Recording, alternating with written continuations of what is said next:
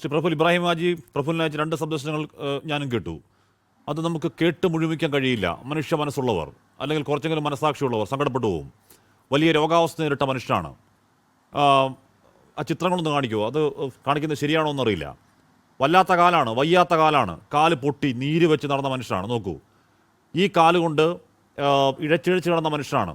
ആയ കാലത്ത് വിദേശത്തടക്കം കഠിനാധ്വാനം ചെയ്ത് 1-2 30 ലക്ഷം രൂപ, ഈ പറയുന്ന വിയർപ്പിൻ്റെ ഓരോ തുള്ളിയുള്ള 30 ലക്ഷം രൂപ ബാങ്കിൽ ബാലൻസ് ഉള്ളൊരു മനുഷ്യൻ ഈ ഏറ്റവും ഒടുവിൽ ജീവിച്ചത് എങ്ങനെയാണെന്ന് പറയുക, കോഫി ഹൗസിന് മുന്നിൽ വളപ്പൊട്ടുകളും കളിപ്പാട്ടങ്ങളും ഈ വയ്യാത്ത കാലം ജീവിച്ചതാണ്. ഇതൊക്കെ ഈ ചിത്രമടക്കം, ഈ പറയുന്ന ദുരവസ്ഥയടക്കം, ഈ പറയുന്ന സുധീർ കുമാറിനോടക്കം പല മനുഷ്യരോടും പറഞ്ഞതാണ്. ശ്രീ പ്രഫുൽ ഇതൊക്കെ കണ്ടിട്ടും ഹൃദയമറിയ കേസും ഈ പറഞ്ഞ കാര്യങ്ങളൊക്കെ പോട്ടെ, ഇതൊക്കെ കേട്ടിട്ടും അറിയാത്ത ഈ സുധീർ കുമാർ അടക്കം ഇവരൊക്കെ മനുഷ്യരാണോ പ്രഫുൽ?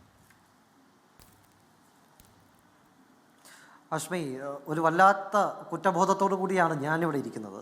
കാരണം ഒരു പക്ഷേ ഇബ്രാഹിം ഹാജി അയച്ച മെസ്സേജ് അത് ആ സമയത്ത് കാണാൻ എനിക്ക് സാധിച്ചിരുന്നു എങ്കിൽ ഒരുപക്ഷെ അദ്ദേഹം മരണപ്പെടില്ലായിരുന്നു.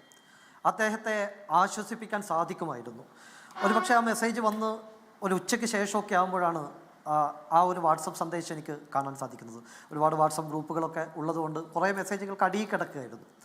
വളരെയധികം സങ്കടം തോന്നി. ആ ഒരു ഷോക്കിൽ നിന്ന് വിമുക്തനാകാൻ എനിക്ക് ഇന്നേ വരെ സാധിച്ചിട്ടില്ല. ഒന്ന്, അദ്ദേഹം അയച്ചു തന്ന ചില ചിത്രങ്ങളുണ്ടായിരുന്നു. അദ്ദേഹത്തിൻ്റെ നിങ്ങളിപ്പോൾ കാണിച്ച നീര് വന്ന കാല്, അദ്ദേഹത്തിൻ്റെ അത്രയും വലിയ നീര് വന്ന കാല്, അദ്ദേഹം വലിയ രോഗങ്ങളുടെ പിടിയിലായിരുന്നു. അദ്ദേഹത്തിന് ഹൃദയ സംബന്ധമായ അസുഖങ്ങളുണ്ട്, അദ്ദേഹത്തിന് കഴുത്തിൽ പ്രശ്നങ്ങളുണ്ട്, കുറേ കാലം ബെൽറ്റിട്ട് നടക്കുന്നത് ഞങ്ങളൊക്കെ കണ്ടിട്ടുണ്ട്. കാലിന് വലിയ പ്രശ്നമുണ്ട്. വടകരക്കാരെ സംബന്ധിച്ചിടത്തോളം വടകരയിൽ ഇന്ത്യൻ കോഫി ഹൗസിൽ ഭക്ഷണം കഴിക്കുന്ന മുഴുവൻ ആളുകൾക്കും അദ്ദേഹത്തെ നന്നായിട്ട് അറിയാം. കാരണം ഇന്ത്യൻ കോഫി ഹൗസിൻ്റെ മുന്നിൽ ഒരു പായ വിരിച്ച് അതിനകത്ത് ഇത് പറയുന്നത് പോലെ കളിക്കോപ്പുകളും മറ്റ് ചെറിയ ചെറിയ സാധനങ്ങൾ വിൽക്കുന്ന ഒരു മനുഷ്യൻ, ഒരു കാലത്ത് ഗൾഫിൽ നന്നായി അധ്വാനിച്ച് നന്നായി പൈസയൊക്കെ സമ്പാദിച്ച ഒരു മനുഷ്യനാണ്. പക്ഷേ ഇപ്പോൾ അദ്ദേഹത്തിന് ഈ അടുത്ത് അദ്ദേഹത്തിൻ്റെ കാര്യങ്ങൾ കാണുന്ന സമയത്ത് വളരെയധികം സങ്കടം.